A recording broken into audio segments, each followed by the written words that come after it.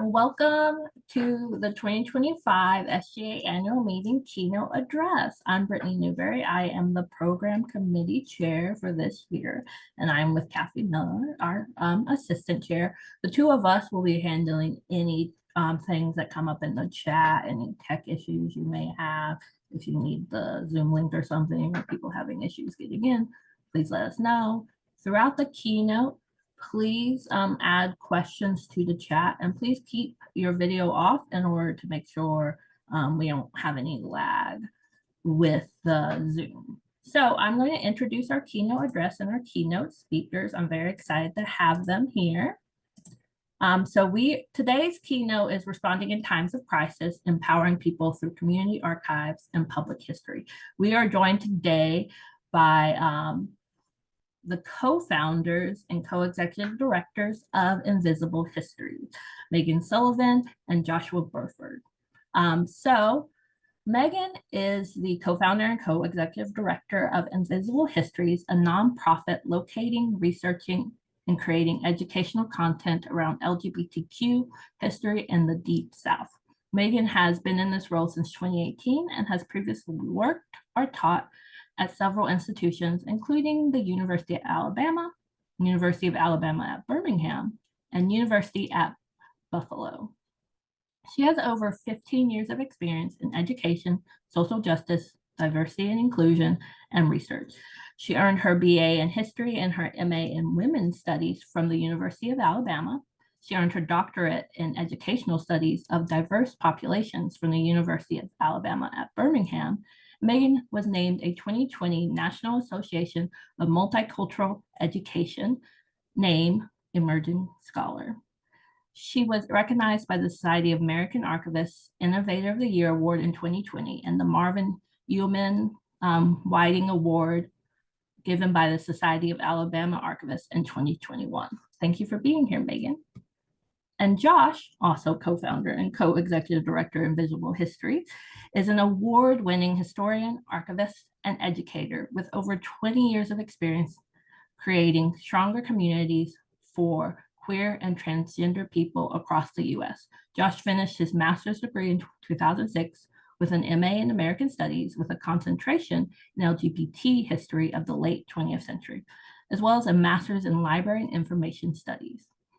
A historian archivist by training, in 2019, Josh was selected by NBC as part of their Pride 50 that honors 50 individuals who have shaped queer history since Stonewall. So I'm going to turn it over to them. I'm going to stop sharing my screen and take it away. Thank you so much, everybody. It's great to be here today. We really appreciate it. As they said, my name is Josh Burford. My pronouns are he, him. I'm one of the co-founders of Invisible Histories.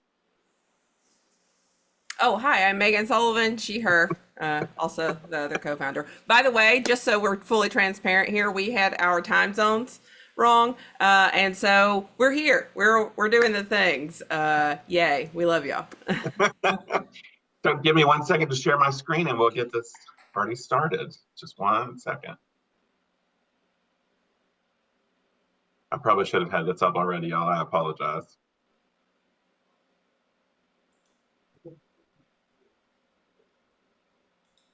Great. Okay. I will only claim my Gen Z status as a person who is not great with tech, so you'll have to excuse me. Okay, great. So here we are. Good morning. Everybody's great. Maigen and I are super excited to be talking to y'all today. Please feel free to drop anything you want to chat about in the chat. And yes, Jessica, the old time zone chaos is a definite thing here for those of us straddling the line with Georgia. So I appreciate your patience. Today, we're going to talk about a couple of different things. We're going to talk about Invisible Histories. We're going to talk about what's been changing for us in the last couple of years. And we're going to talk to y'all about how we have modified our mission for archiving and history to both accommodate the political climate that we're in, but also a pretty significant change that we decided to do for Invisible Histories. So as you can see here, we've been around since 2019. Our job has been to research, preserve, and make accessible the LGBTQ history of the American South. This focus has only really grown over the last couple of years as we think through what it means to try to tell a story that is archivally incomplete in a place like the American South. And then we're hoping that while doing this, we can provide more queer and trans people the opportunity to engage with and to experience their own history, which is denied most people in the community because of the way LGBT history has been preserved and also has been studied. And so right now we are doing two different things. One is we are actively collecting, and for us, that means we're spending staff time, we're researching, we're working with donors and with students in 6 states: Alabama, Georgia, Florida, Mississippi, and North and South Carolina. We just moved into North and South Carolina this year, and so we're looking into those areas and trying to create as many archival collections as we can. We're also looking to provide educational opportunities, professional development opportunities in 13 states of the American South. I will say ahead of time that this is a consensus decision about what counts as the South. The South is as much an idea of itself as it is an actual physical location. And so these are the states that we are currently working in to support additional folks that are working in queer and trans history. You will notice that on this list, Oklahoma and Maryland are not included. That has been a point of contention for some folks, but this is who we are and this is what we've decided as a group. So this is what we're doing. And if you want to know how Oklahomans feel about that, please feel free to dip into our Instagram at any point, and you can see that they feel somewhat left out by the fact that they're not in the networks. So what is exactly that we're doing? Community engagement is one of the biggest components of the work that we do. So much of the work to find, locate, and preserve queer history is about reaching into networks of people that have access to materials that we can then put into the working collections. And so by doing that, we have to create an opportunity for people to build trust with our organization so they understand how we will use their materials, how they will be preserved, and how they'll be accessed. There's a lot of mistrust in the LGBT community related to institutions because we have been overlooked, actively discouraged from donating, or have ourselves misrepresented. And so building and engaging with the community is really, really important. We have obviously our archiving preservation wing of the work that we're doing, but also this is about digital collecting, it's about research, it's about scholarship. It's about how we can take the materials that have come in and make them live for people, make them useful for people. And so generating research opportunities for students, undergraduate and graduate, helping folks look at dissertation research, but also community members who are looking into starting new organizations or doing this kind of work. We really want to put that out there. Through Queer History South, which we'll talk about in a little bit, we want to make certain that we're also providing educational in as many channels as possible. So we do a lot of speaking engagements, we do a lot of online material, we're digitizing publications, and we're also constantly exhibiting. I'm really excited next year, if you are going to be around in August of 2026, we are opening our largest to date exhibit of LGBT history at the Jewel Gallery at the campus of Auburn University, looking at LGBT Mardi Gras using archival materials, mostly costumes. And so y'all should feel free to come. It's going to be up for several months and we'd love to have you there. And then looking at new scholars in the field, we're doing a lot of work to try to get young archivists interested in and involved in the process of archiving queer history. And then also looking at ways we can collaborate with other institutions who are doing the kind of work that we do. I would say we have a pretty decent working relationship with just about every other LGBT collecting initiative in the US, and then we've expanded to some abroad as well. So here's a little picture of our archive as they currently are, although this picture is out of date because I've had to get rid of our conference table to make room for more shelving. So actively collecting in 6 states, we're over 200 collections now. The oldest material we have in our collection is from 1912. The youngest thing we have in our collection is from this year that I actually picked up a few weeks ago. Our digitally born collections are growing constantly, and this year especially the oral history preservation we've done is over the moon. And then we're working with 2 national repositories to think through what it means to have backups of at-risk materials, especially when climate change is affecting almost every state that we're collecting in. We've got over 30 digitization projects in place that are working actively now to digitize new materials. Just this year, because of the state of our political climate, we've decided to build our own server. And so we have a rather large server. We're backing things up offline so that we have them in a place where they're safe and a place where we can store at-risk collections. And if you haven't seen our social media, in a few months, we'll be opening a physical location in Charlotte, North Carolina. It'll be open to the public in late 2026. And although this is a scary endeavor to open and run your own archive, we're very excited about the possibilities of the growth and of the things that we're going to be able to do once we have our own space.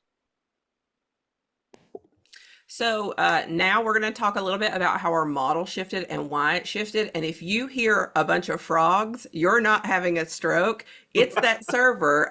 We got cyber attacked again. So my desktop has been in the shop and I didn't have time to set it up. So this computer picks up the server noise. I apologize. Let's just pretend we're all outside hanging out by the pond. It matches my accent. So I think it's good. So restricting marginalized history is textbook fascism. This is a quote from me that was published in an Alabama newspaper that we'll talk about in just a second. Next slide, please. So we started doing this work in February 2018. I was in Birmingham, Alabama. Josh was in Charlotte, North Carolina. We were both basically the campus gays at our various university doing various types of work. We had been planning Invisible History since 2016, meeting on Skype. Y'all remember Skype, RIP, and talking and figuring out what we might want to do, getting our C3. And so the model that we came up with was new and it was innovative and it was actually really cool and I kind of miss it. But we were an intermediary. And so what we were doing was we were the bridge between resource institutions like universities, libraries, museums, archives, and LGBTQ individuals and organizations. So basically we would go out, we would find collections, we would do research, we would make those relationships because there's a lot of relationship building that goes into this work. We would get trust with the individual, the donors, and then we would vet the institutions we would eventually deposit our collections in. We were the go-between there. And in order to ensure that the materials were safe where they went, because these were a lot of state-controlled institutions, these were city libraries, state-controlled universities, state archives, we had a memorandum of understanding. And in that memorandum of understanding, it had a kind of nuclear clause.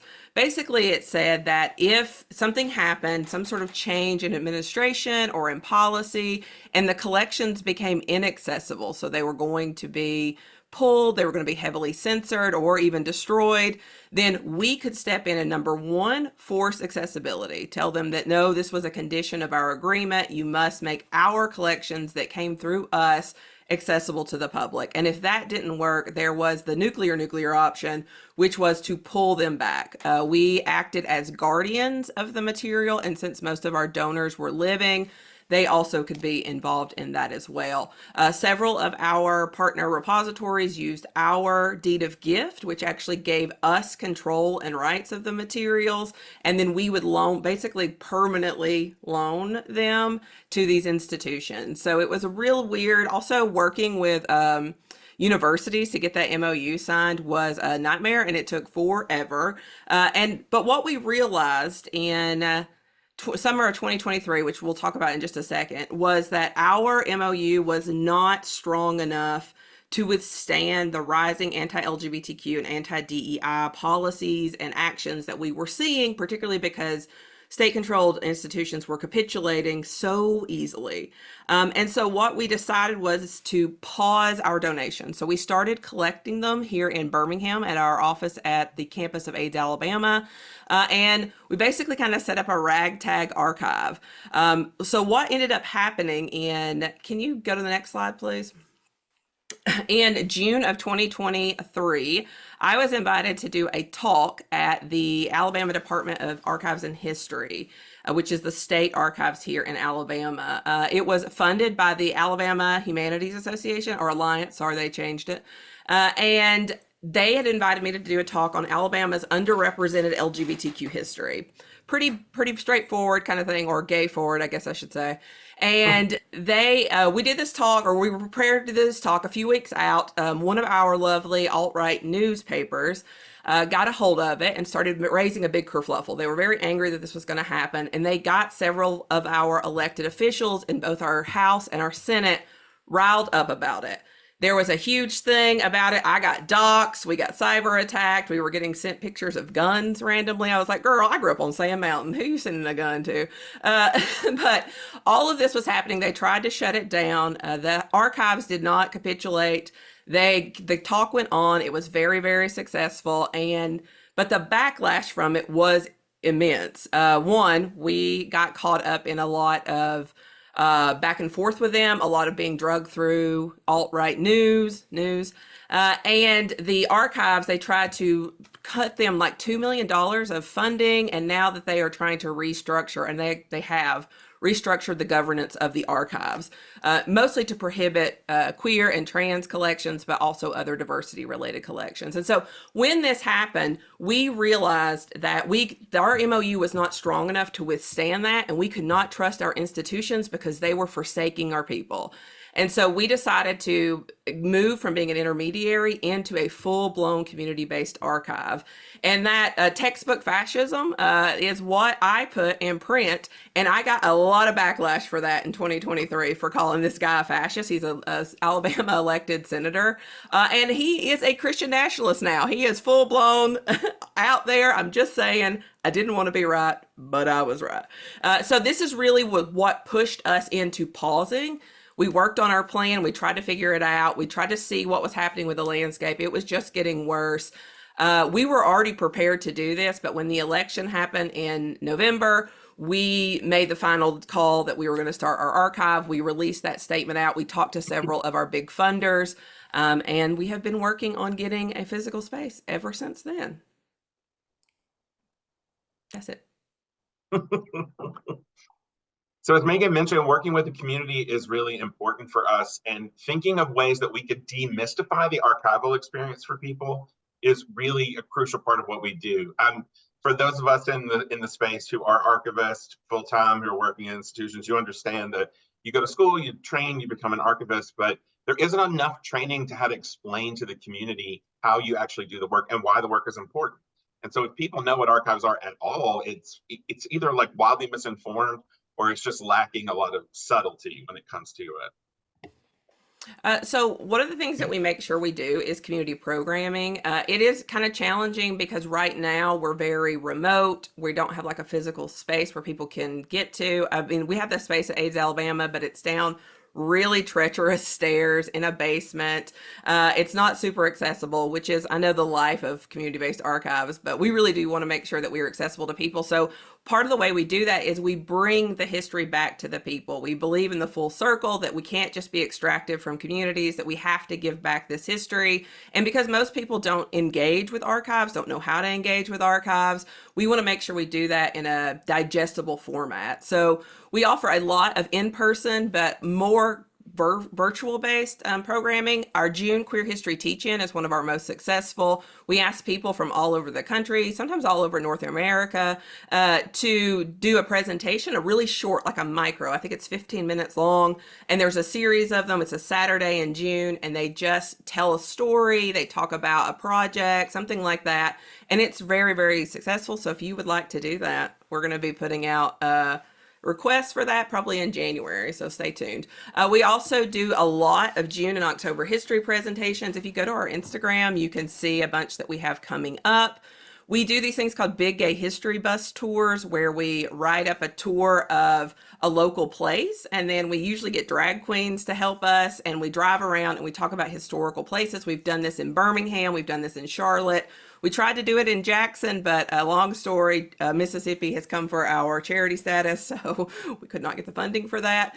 And then we do Box in a Folder. This is our training that we provide for some people for free, for some people we charge, but basically it's a way to teach people who run organizations, groups, how to practically archive your material. What should you be looking for? How can you do this? And where can you store your materials? So they can come through us, or this is just a service that we provide. We do this free for trans and people of color-led organizations throughout the South, and sometimes outside of that as well, to get people ready. We just had a emergency preparedness training that we did where we tell people like, how can you get documents ready for a go bag or to be safe in your home if there's flooding or fires or tornadoes or something like that. This is something that we're really leaning into going forward because we know climate collapse is going to affect the South at an incredibly rapid rate like it already is. One of the things we started working on really quickly after the November election was making certain that we had enough resources together to try to archive as much as we can of the closing DEI offices. This started out generally as a digital preservation initiative where we were looking at websites. However, we realized really quickly that it wasn't going to be enough to simply like preserve a website. And so we started reaching out to the people whose offices were closing and said to them, hey, if you have materials related, physical materials related to your office, the work that you've done, then we'll start to preserve those physical documentations along with their digital documentation. And so right now we have 6 offices whose collections we're physically relocating. We said initially that we were just going to do the South because that is what our model is about. Unfortunately, the closing DEI efforts are all over the country. And so we have made some concessions for collections that are outside the South. I'm thinking off the top of my head, Ohio, Illinois, and a few other places that had older offices that were either women's studies, Black studies, or LGBT centers have closed. And so we're preserving theirs as well, simply because we just can't stand the idea of them going away.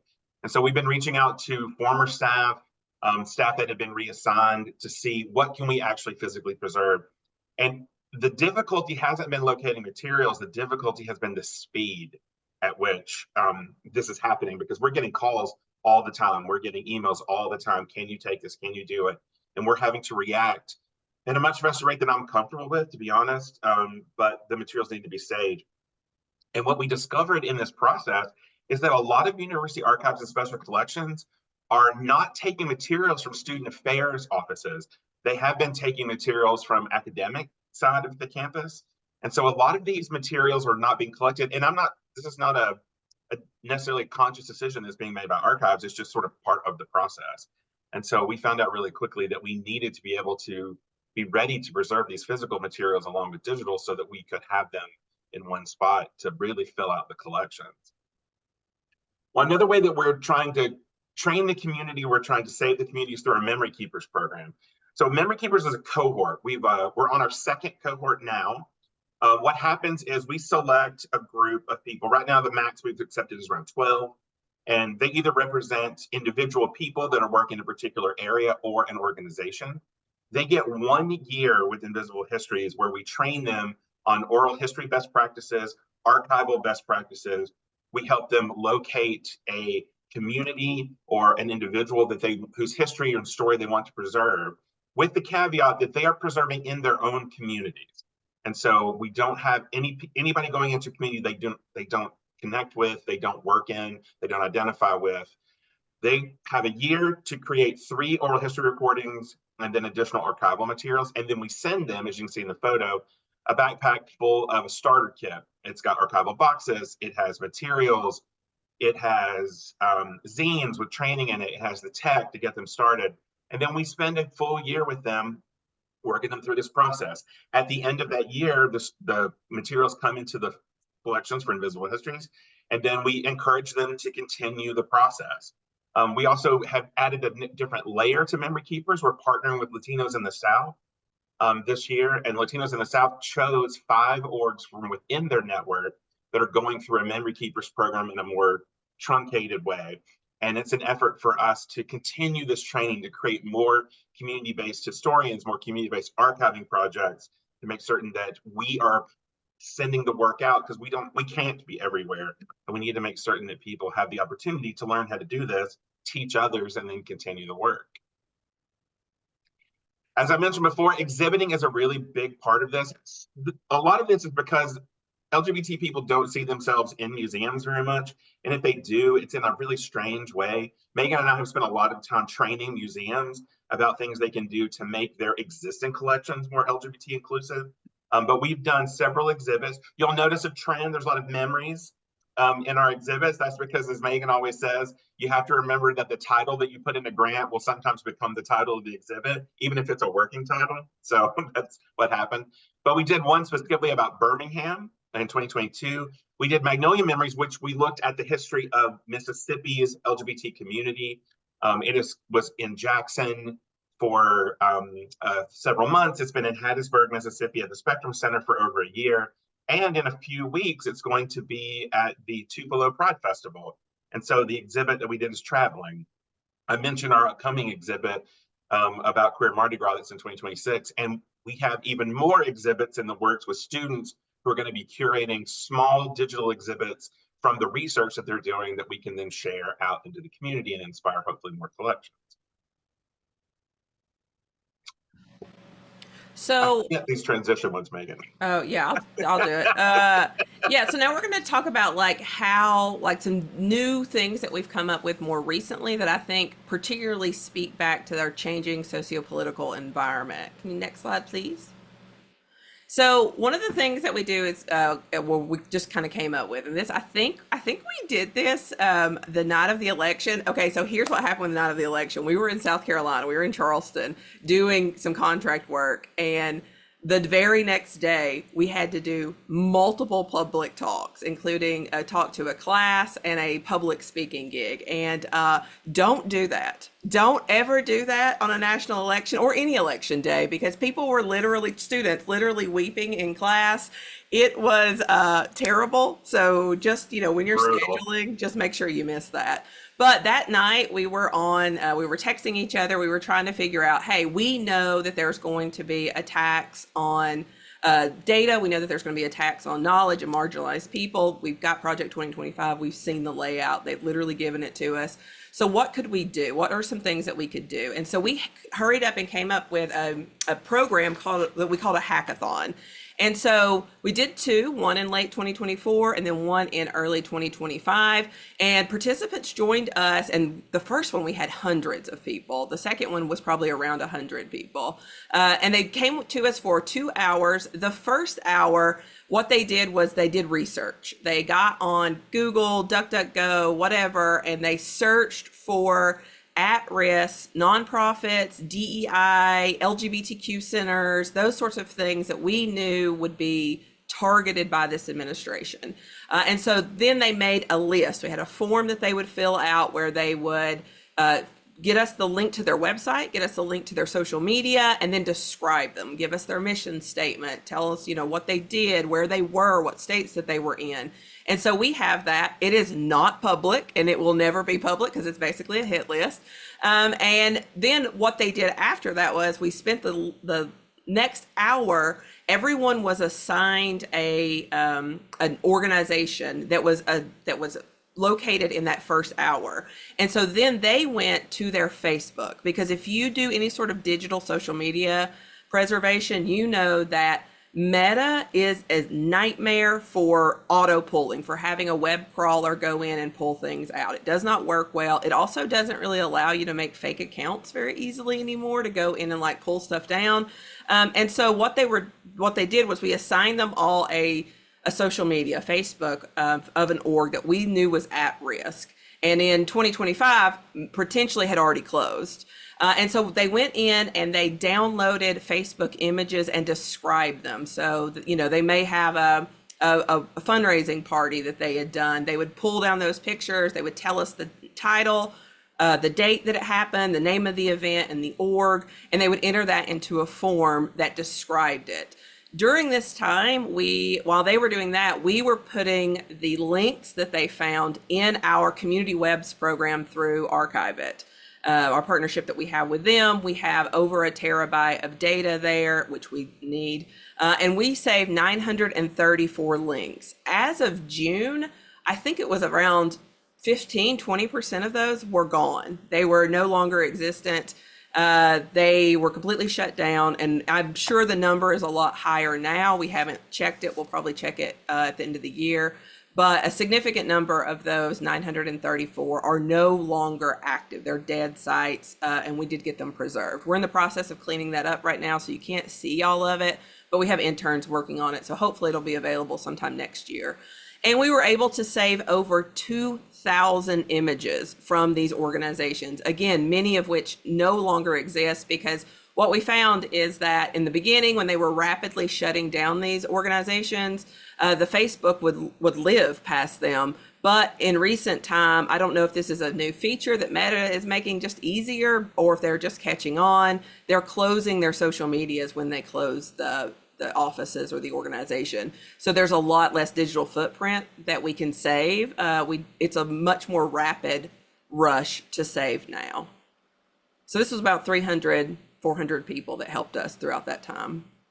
We also, along with the physical collections that we were preserving for DEI offices, we did digital preservation. And so it was basically what we had done on the hackathon, but longer term. We did a call. We had 175 volunteers signed up, and they were all assigned an office at a state-controlled institution that had either already been closed, because by February, several already had been, or were very at risk of closing. And so 60 organizations were identified. So that could be like 3 or 4 offices at a university. It's not 60 universities, it's just the offices. And they went and did the same thing. They went to the Facebook or sometimes the Instagram. Usually Facebook is just easier to pull down. You have to screenshot on Instagram, which is pain. And what they would do is they would download them. They would describe them in the same way that the hackathon people had described them, and they would upload them into a folder. We did all this on Google Drive so that people could have access to that. And then all of those files and things that we downloaded are backed up permanently on our server that we have.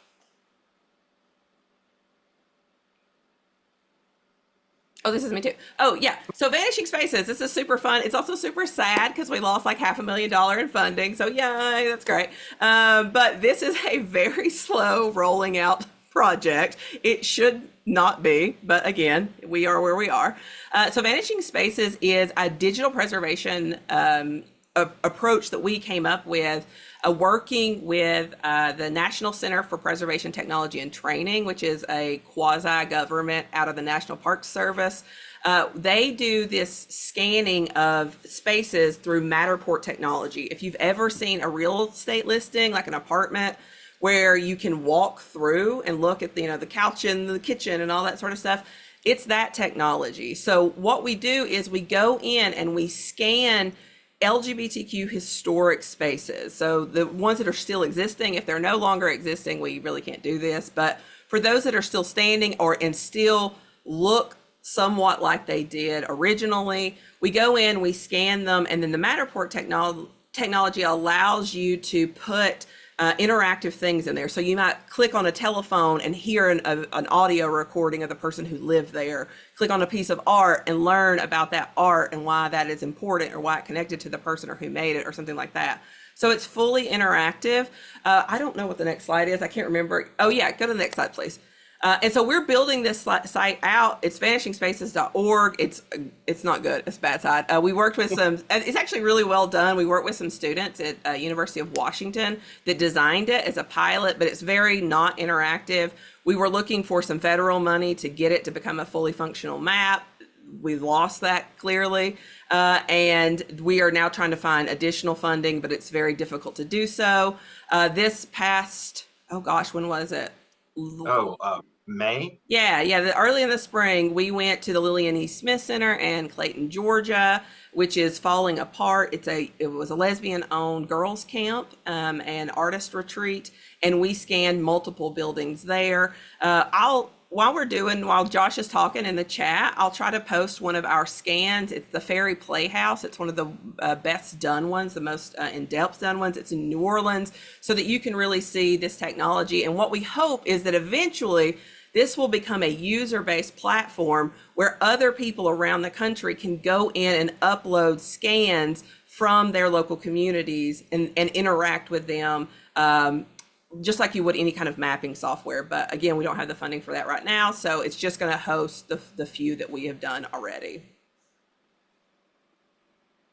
So thinking about this history, we've been thinking so hard about what we can do to keep the community focused on preservation in a time of immense stress, especially for our trans siblings. And so one of the things we realize is people want something to do. They want something that makes them feel empowered, and they want something to bring back the joy that was in the community before we became yet again under attack from a particular form of governance. And so we take the Queer Nation motto of history as a weapon very seriously. And what this means is that once you have the access to your own history, you can imagine a future with you in it. And so we're telling people constantly that compliance is not the answer. Like, we need to be preserving our history as an act of resistance, because there will be a time when this history will be more accessible, and that's what we're planning for. And so giving people something tangible to do, giving people a space to create what they need from us has been really crucial to making certain that the community isn't giving into despair, which is very easy to do right now with something happening every single day. And then we can learn from the past, the things that we have done, the things that we have succeeded, the things we have fought against and then won legally and socially is really, really important. I mean, it matters that the 3 most important cases for LGBT civil rights have come from the American South. And we need people to see that. We need them to understand that we are an organized community with a long history, so that they can take this and mold it into the things that they need. And then centering joy. You know, there's a lot out there now that's full of hate and things that are very distressing. But if we can center the joy of the movement, the joy of participating in the work that we're doing for Invisible Histories, we're doing the community a service, and we're allowing them to remain a crucial part of the process of preserving their own history, which is how we're going to get through this and into the next part of our history. So one of the things that we'll talk about in a minute is that we run is Queer History South. It's a network of about 1,000 people. We're almost 1,000 now. And it's people who are invested in Southern LGBTQ history, archiving, and education related topics. And so we did some informal surveying, talking to people while we were trying to come up with what we wanted to do for our next conference. We were talking to folks about what some of the issues were with their collections. We actually have had interns and then volunteers locate LGBTQ collections that are owned mostly by the state, so state universities and sometimes public libraries, so sometimes city or county owned. And we do have a list of almost every LGBTQ collection in the South. Originally, that was going to be a real handy dandy database for folks to find collections and do research. That is not accessible. You cannot request that. We will not be releasing that. Again, we have to think about things being roadmaps, and we know that that is. So really sad, a lot of work went into that, but hopefully eventually that can become a database. And so what we're finding is when we are talking to people about how they're handling materials, either anticipating attacks and censorship or having them already, because we definitely have heard from people who are starting to get questions about their collections. It's usually when they're doing exhibits. It's usually when it's more forward facing, but we have heard from at least one person that an audit was requested of their holdings. So some things that people are doing to kind of prepare their marginalized collections for these attacks or resist them in some sort of way. One is hiding them. And this is something that has been done for a very long time. If you know the history of archiving, you know that a lot of archiving is around hiding. That is one of the reasons why we call ourselves Invisible Histories. Probably should have been Hidden Histories. It was taken. But it's because it was an act that was done. Now, in the past, it was done for various reasons. I'm sure it's being done for various reasons now, too. A lot of it was intentional, but some of it was because, you know, good-natured people were trying to hide things and keep them safe by putting them under things like women's studies or just some generic, also bad ones. There's a lot of pedophilia related titles to LGBT collections, HIV being the primary one instead of having LGBTQ or anything like that. But we do see that people are hiding them. They're taking them off their websites. They're no longer having like dedicated pages. Sometimes metadata is being at least just hidden from public search. And they're not doing they're exhibiting or they're taking those offline, putting them away. They're changing wording. That is happening a lot. Actually, was just in a meeting with some other community-based archives talking about language and like how we should navigate using language. So a lot of people are thinking about that. I am not advocating for hiding. I am just describing at this point. And so the other one is, and this is the one that we're doing, is hypervisibility. So when you are hypervisible, you have a level of protection because people are very aware of you. So you're out in the community, you build community, people know if you get attacked, people know how you supported them. So you get a lot of built-in goodwill and trust with your community, and your community will fight for you if they have that kind of relationship with you.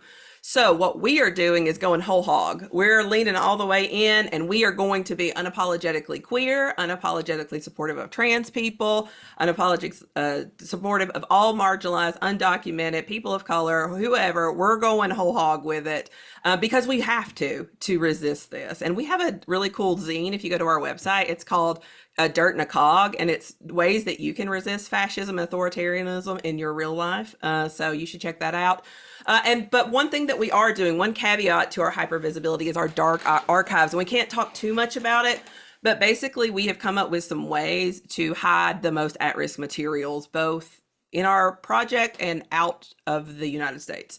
That's all I'm going to say about that, because it is getting so risky for things, but I encourage you to do the same. I encourage you to not wait until it's too late.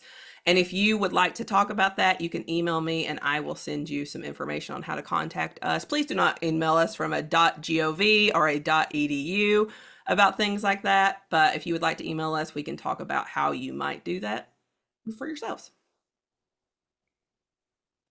So if you'd like to get involved in the work that we're doing, there's a couple of different ways that this can happen. And Maigen's going to talk a little bit about some of our publications. Yeah, Josh, do you mind sharing, or I can pull it up if you've got the presentation going, but Yeah. in a second, I'll share the zines page on our website. We have a ton of them. And if you use them, not for profit, you can use them for free. If you're going to put them on your syllabus, though, it's $20 a semester, because if we need money, there is no funding.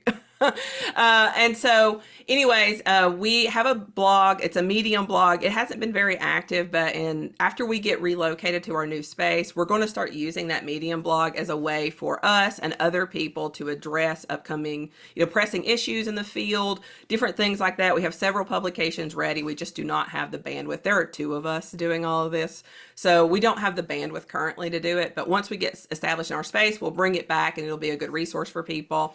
We have a ton of zines. How to Archive a Protest walks you through, like, if you go to a protest, how you can make like a little carrying bag for protest signs. It's very practical. It gives you a lot of real quick oral history interviews you can do with people about the event specifically, memory keeping activities you can do.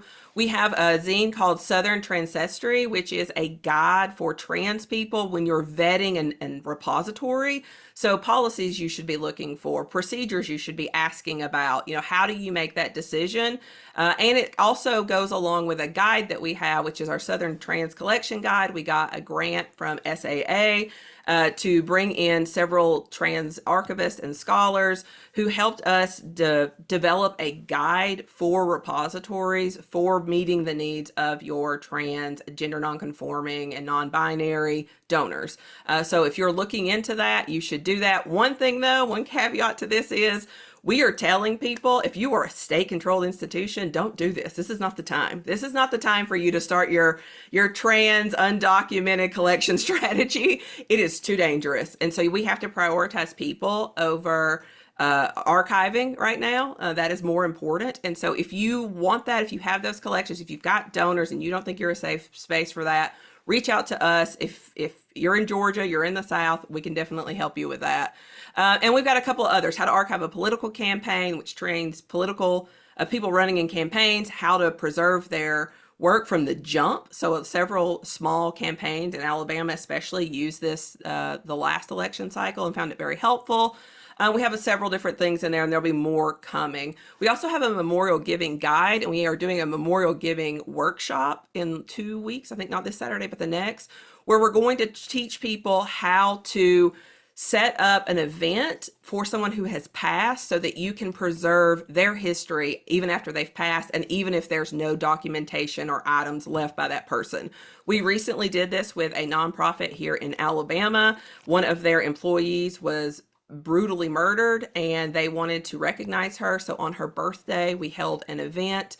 We went there and we did several of the activities from this memorial giving guide, and it was incredibly beautiful. It was incredibly healing, and we also are now able to preserve, this woman who otherwise would be lost to history.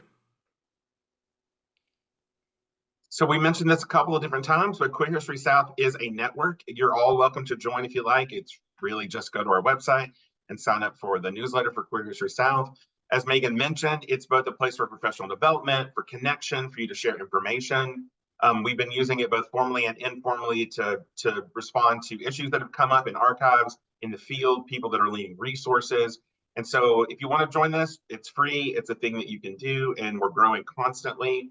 And then one of our biggest collaborative professional development opportunities is happening next year, which is our Queer History South conference. This year is fully virtual. We've had to move it online virtually because funding is just not really there for people to travel to conferences anymore. So we'll have 2 days fully virtual of people coming in and talking about the work, like the practicals of the work, the things they've hidden, sorry, the things they're not hiding, the things that they're doing for preservation. And we'll have community researchers and students coming in to talk about their work. So what are you excited about moving ahead, people's experiences? And so we encourage you to come to the conference if you like. This is our 4th time doing it, and I think it's better every single year. And if you want to know more about us, you can go to invisiblehistory.org and join our mailing list. We promise not to overmail you. Maigen is very conscious about making sure that you don't get too much stuff in your inbox. And so you can get things from us to get updates on programming. You can follow us on all the socials. And once we have relocated to Charlotte, we're going to be reaching out to our colleagues and comrades in our adjacent states to come in and help us get things ready for us to open up. You can also bring us to your campus or institution if you like. We're making a big tour of Florida in a couple of months, and so we're excited to get back out and again in the communities and talk to people. So there are lots of ways you can get involved with us if you would like. And that, my friends, is the official end. And as Maigen likes to say, questions, comments, or cries of outrage, please put those in the chat and we'll be happy to answer those. And Kathy, I'm not really able to see the chat for my presentation here. So if there's a question I missed, let me know. I can read the chat. Oh, thank you. Thanks, Brittany. So we have one. For Okay. the university DEI offices that are closing, are you first trying to connect with the campus DEI offices with their institutions, university archives, or are the DEI offices reaching out to you because they've been turned down by university archives that are not interested in collecting those records and they're looking for other options to archive those materials?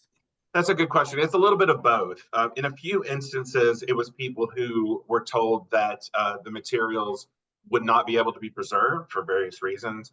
In some cases, it's staffs of these offices who feel very betrayed by the university and simply don't want their materials to stay. They want them in a place that is more accessible to the public. And so we, as Maigen mentioned, and I'll echo it, we are actively encouraging people not to donate materials to state-controlled institutions. It's just simply not safe to do so. And there are a bunch of amazing archivists working at these places that are doing their best, but they are also under attack. And so it's just quite simply us making certain that we can preserve these materials and these collections in the hopes that in the future, we can give these materials back to people so they can restart their orgs and they don't have to start from scratch. Yeah, and Josh and I used to work in diversity offices, so we know a lot of people who currently still do, if they still have that job. Most of them don't. But one of the things that we heard was a lot of the universities, particularly when students were doing the encampments, they were coming and stealing their things. They were taking their stuff. They were spying on their students.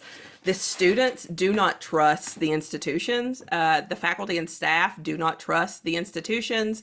And sometimes the staff were forced to betray their students by participating in those things or risk their jobs. Most of them did risk their jobs, that I know at least.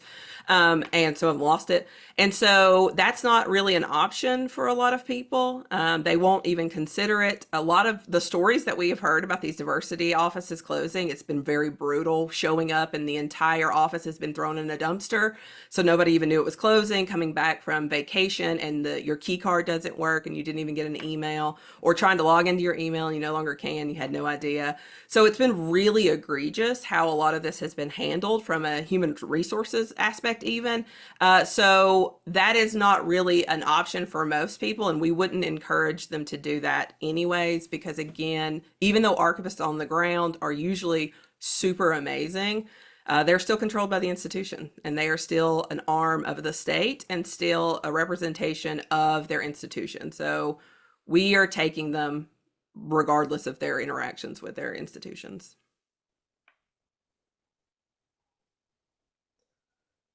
So you basically answered this question, but someone's working with a group right now that has concerns. Do you feel like it is too risky for this group to create a collection with their state-run institution?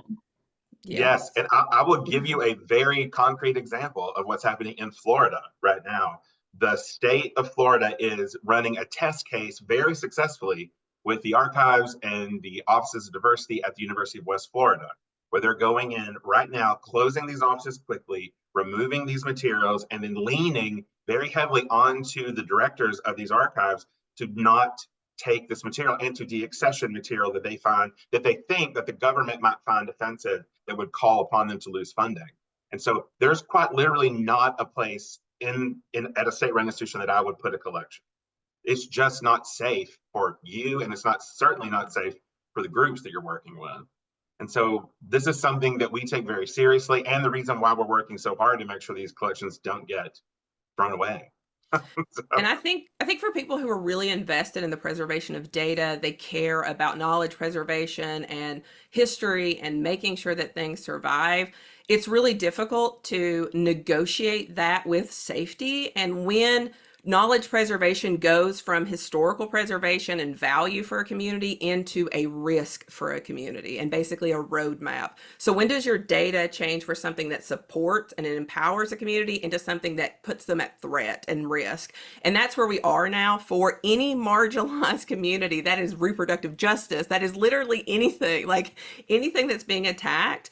You shouldn't be collecting it right now, and you should be coming up with a plan for it to be directly attacked. We know that the folks doing this aren't spending their times in archives, so it has taken a little while, but we also know from very blatant history, both abroad, but also here in the US, like all of Jim Crow, we know that they will come after history, that history is a weapon for marginalized people, and that is part of the process, right? Going after literacy, going after education. We know that this is part of this. So you need to be prepared. And part of that preparation is finding the local community-based archives in your community and sending your people there. You don't have a right to anybody's history. And if it turns to dust because a community thought that that was better, then that's for them to decide, not for us. So we have to let communities decide where the best things are for them. And you need to give them upfront the risk of donating to you as a state-controlled institution. Thank you so much. So the next question begins with a comment. This is amazing. You mentioned 501c3 status in the early stages of this project. How important was that then, and how instrumental do you think it would be today with all the funding being cut? What kind of advice would you give to other community archives at the beginning of this work? C3 is incredibly important for fundraising and funding, but it has also made us a target. That new executive order that came out, we've been in a lot of meetings in the last, if you don't know, the new executive order allows the Department of Justice, and I think through the IRS too, to label nonprofits and foundations as terrorist supporting organizations pretty willy-nilly. It doesn't necessarily give them new laws, or new powers, but it really just says, hey, we're going to do this basically. And so, we've seen a lot of federal funding go down. A lot of archives, a lot of nonprofits are about to announce. Planned Parenthood just announced a big closing. A lot of them are going to announce closings. You're going to hear it. We're hearing it like in our calls and stuff, but they just haven't announced it yet.